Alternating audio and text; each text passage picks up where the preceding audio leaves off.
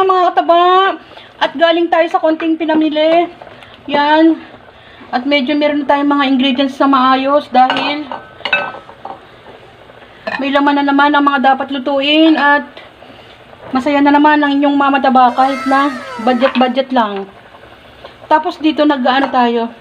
Magluluto tayo ng nilagang pata. Yan mga kataba. Sinalang ko na yung pata, pinapakulo ko na yung kanina pa. Tapos isinama ko na rin tong sweet corn. Sweet corn. Yan, pangpatamis. At nilagyan ko na rin yan ng pamintang buo. Maglagay na tayo ng pampalasa. O, sabi ko naman, kung gusto nyo ng salt ang ilagay nyo. Kung gusto nyo naman ng patis. O, salt ang ilalagay ko. Salt.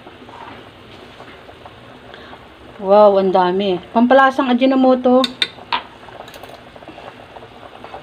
Pabayaan pa natin siyang kumulo. At isasabay ko nang ilagay yung patatas.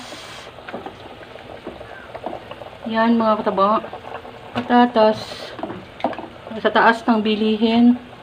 Kailangan ano, budget din. Dito meron tayong ibang gulay mga kataba. Tabi na natin tong mga kalat para maliwanag.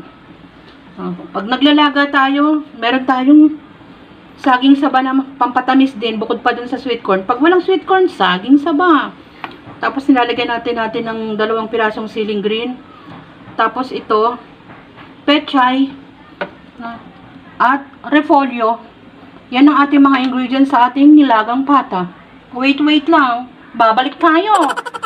Yan. Malambot na yung karne natin mga kataba.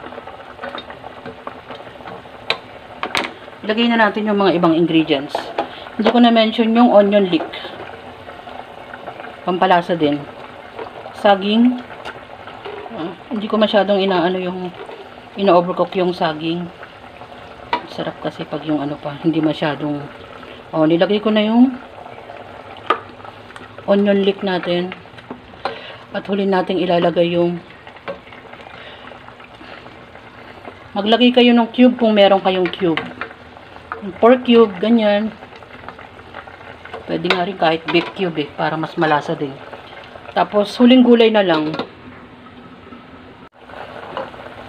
Yan, unti-unti nang lumalambot yung ano natin, mga gulay natin. Lalo na yung patatas at saging saba. May lasa na siya mga kataba.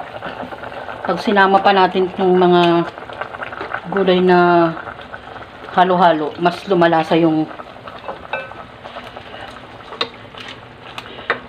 gulay natin.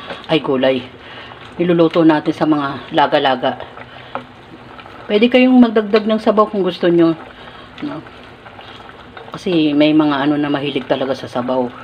Parang dito sa bahay, mahilig sila sa may sabaw. Kaso minsan, alam nyo na, kuratsa. Ayan.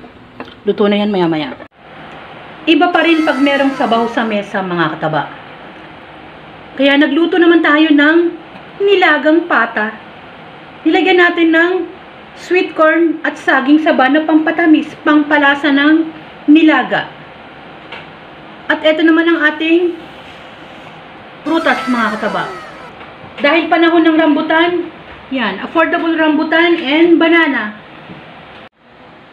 Salamat sa panonood! At bye!